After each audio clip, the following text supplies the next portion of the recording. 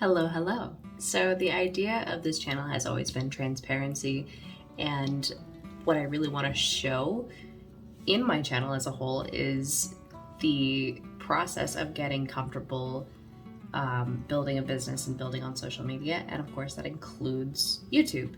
So in a past video, I had mentioned just the struggles that I was having of getting comfortable into the YouTube space, getting comfortable being on camera and watching my videos back, and I wanted to give an update on that now that I've got a few videos out and I've kind of done this a few times now. So I wanted to let you know what's changed and just give an update on how I'm settling in.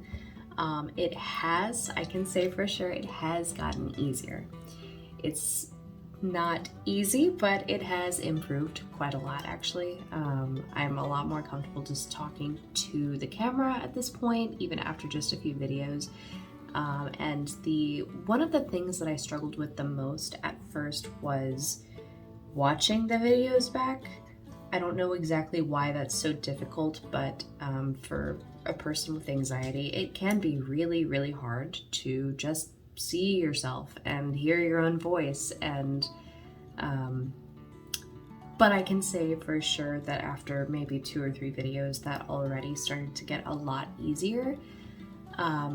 Mentally, I'm a lot more comfortable with just being in that experience. Kind of one of my favorite YouTube videos that I've ever seen about this subject mentioned basically watching yourself on camera as exposure therapy, and I kind of really like the way they're approaching that, because basically the more you see yourself on camera, the more you hear your own voice in a way that's not coming directly from yourself, right? You hear your voice on a recording, and of course it always sounds weird, but the more you do that, the more normal it becomes. And so that has definitely started to happen at this point. I can say that there's still definitely a little bit of nervousness that comes along with it, but more just in the filming process, because sometimes it's hard to kind of keep going and going, and you mess something up and you're like, oh man, where did I stop? Where do I have to go back to? But when I started, I wasn't even able to edit my videos in front of my husband because there was just this sense of embarrassment, right? And now I have him helping me with the sound and actually like lending a hand with my videos. So it's, we're getting there, we're getting more comfy. It is a process, but it's one that you kind of have to go through if you're a person that has anxieties like that also wants to be a YouTube presence, right? I think at some point realizing that it's okay to take up this space is a big lesson to learn. So mentally it is getting easier. That's probably the most challenging part of it.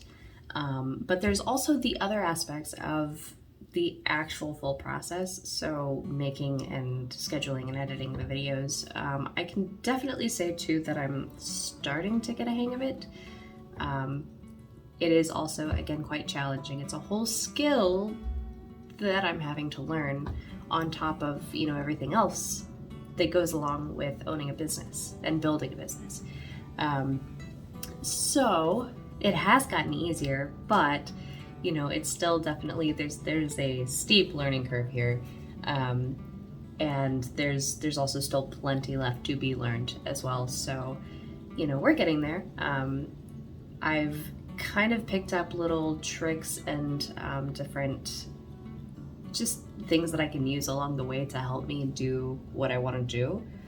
For example, watching YouTube videos about exactly this. It is so helpful, and not just this, but the technical aspects too. So watching videos about the software that you use to edit your videos, right?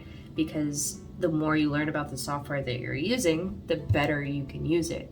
Watching videos about how to get a little bit better sound quality, a little bit better lighting, whatever.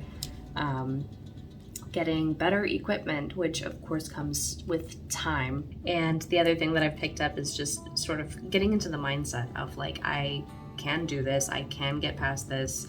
It is part of the process, right? I know I've said that 100 times, but it is. and it's a necessary part. And the idea that once you finally get past this beginning stage, there's a whole world that's opened up after that, because now I can film, I can edit videos, I can be on YouTube, I can, expand from there. So it opens up an entire new world for myself personally and for my business. And as far as the equipment, there are certain things that I have started using that don't cost that much. I'm cheap. I'm just gonna say it. I am very cheap. I am doing this all on a budget.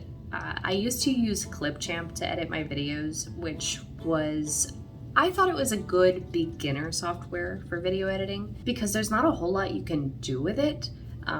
Your options are actually quite limited, which when you're first starting out, if you've never ever used video editing software before, ever, right? Something like that with limited options is actually a really good way to just introduce you to building a timeline and making small edits and making cuts and even getting familiar with like clip art and text and the fun stuff that goes in these videos. And I think that it's good if you're just starting out. Start with something that is very basic and then move on from there. But since then, I've also transitioned from Clipchamp to DaVinci Resolve, which is a daunting piece of software. It is huge, okay? It is kind of frustrating at first because there's so much you can do with it, which of course is why I wanted to use it, right? So there are pros and cons to moving up to a bigger piece of software. One, I wanted to be able to do more, and that's why obviously I transitioned over. But on the other hand, now there's this gigantic piece of software that I have to learn how to use. You can't learn it all at once. It's impossible. I mean, I haven't even touched most of the stuff that I can do in DaVinci Resolve, but now I'm editing audio and I'm doing a lot more in the app basically. And so there's a lot that's going on there. There's color correction, there's here comes Neo. Hi. So basically what I'm getting at is that it is very daunting. It's a lot to face all at once because this is a whole piece of equipment and you have to learn it in order to use it. But I am getting the hang of it. I'm trying to, take my time to learn it. I'm making a lot of reels with that specifically, Instagram reels and YouTube shorts, so that I have shorter videos that I'm kind of using as a means to familiarize myself with that piece of equipment. It is also free.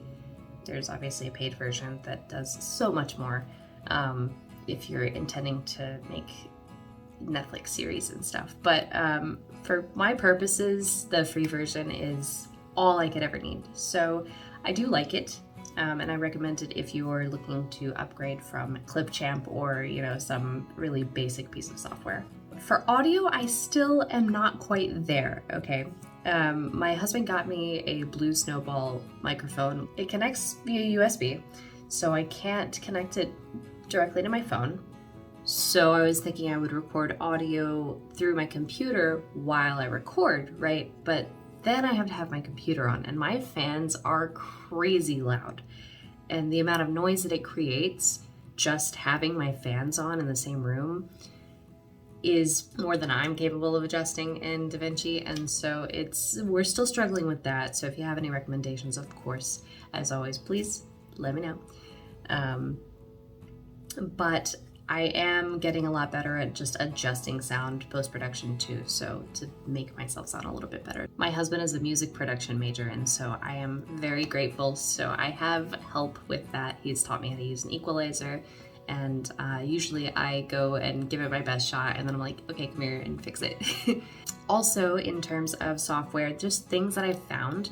YouTube gives you free audio. They have a gigantic free audio library, and it's constantly updated too. And so I just discovered this kind of on an accident. I was looking for basically an audio library that I could put in DaVinci Resolve, and they have a lot of sound effects, but they don't have music, right? I found on YouTube, you can listen to them, you can download hundreds, thousands of different free to use songs. Free use as in you can use them in your videos, they are royalty free, and there's no copyright issues basically. They are yours to use. So that is something else that I've been using just in my intros and the backgrounds of my video. At some point I am going to have my husband make some music for me, and that's going to be really, really special. But he's got a lot going on right now, so that's going to wait until then. YouTube Studio has just more than enough free music for me to use and not get bored of using the same songs over and over again. So that's really nice. If you're trying to look for music to go in your videos, go to YouTube. For scheduling and just keeping track of everything, I've found that Notion is a really, really good app to use. What's cool is that I can update something in Notion on my desktop, and then it's also updated automatically on my iPad, on my phone, so I can access it from anywhere. And that's really nice because sometimes I'm not in my office room and I need to update something really quick. I need to get an idea out, or I need to remind myself to do something really fast, and I can just do that, and that's really great. You can do a lot with Notion, and I use it for a lot of planning and scheduling and to-do lists, and also for like content ideas, and there's just different pages and databases that you can use for whatever you want. And that's something that has really helped me because I sometimes become very overwhelmed when I realize there's just so much that I have to keep track of.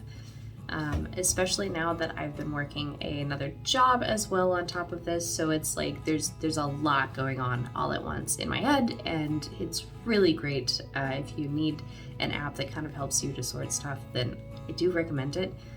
For filming, of course, I did my review on my mount that I just got from Amazon, and honestly, I can't be happier with it. I'm using it now. I am hands-free, which is really nice, and I get it at, whatever angle I'd like, and the light that comes with it is fantastic. Of course, I have my orange light on because it looks great. But it's been great for recording, actually making reels and stuff like that hands-free up close, so I'm getting a lot better shots, I'm getting a lot better b-roll and stuff, and so that's been really nice. Again, it was like $30-something off of Amazon. You don't need to spend a lot to get decent equipment that gets you what you need, right? Something that I had mentioned in a previous video that I was struggling with was actually getting videos from my phone where I'm recording to my computer. For a while I was using like cloud services like OneDrive or Google Drive or whatever, and it was way too much real fast, and so I moved on to USB. And for some reason I was having this issue where I would connect my phone via USB to my computer, and I just couldn't access everything. Like, it just wasn't quite fully working. I tried 3 different USB cables. The first one is like this really long one, right? Didn't work very well at all. Half the time it wouldn't even connect. And then I tried this slightly shorter one, and it worked a little bit better, but still sometimes every once in a while I just couldn't get to the video that I needed. Finally, I go to a shorter cable, and it also is a decent quality cable, and since I started using that one, no issues whatsoever. So of course we're running into stuff that becomes an issue, and we're fixing it. We're overcoming. We are adapting and overcoming, and it's hard, and it's work, and it takes a lot of research, but we're getting there. I'm finally getting to the point where I can say, like, I had this issue and here's how I fixed it, which is actually a really nice feeling. So I am settling in, I'm getting comfortable, and I'm getting better at this a little bit at a time. And of course, at some point it just takes practice. At some point you can do all the research in the world, but if you don't practice, then you're not gonna improve. And so I feel like I'm getting better at it. I feel like I'm getting a little bit more comfortable with being, like I said, on camera, a little bit more comfortable with actually physically making the videos. And it's also really satisfying just to kind of learn a lot in the process. I feel like when we start to learn a lot, we kind of develop as people, and that's really nice. It's a nice feeling. Another thing that one of my favorite YouTubers, who uses the handle Art by Louise, she mentioned that at some point when you kind of go through this several times and you make these videos and you watch yourself back and you hear your own voice and you just kind of keep doing that, you start to get over yourself. And she had mentioned it's a freeing feeling to get over yourself, and I have to agree with that. And I have to say that that honestly was something that I was looking forward to the most in this process, is just to stop taking myself so seriously and realize that, you know, it's okay. It's okay to be a little bit goofy, a little bit cringy, whatever, and just make the videos, you know, just be there, just exist in this space. That I wanted to share with you guys. I know that this is a really hard process for a lot of people, and of course I am obviously one of them. And so, again, for the sake of transparency, wanted to let you know that it is already getting easier. I only have a few videos out already, and we're getting there, you know, and I can't wait to give another update in a few months when I have some more videos and to let you know just how much has changed since now. So thanks for following along, thanks for supporting my journey, and I will see you guys next time. Bye!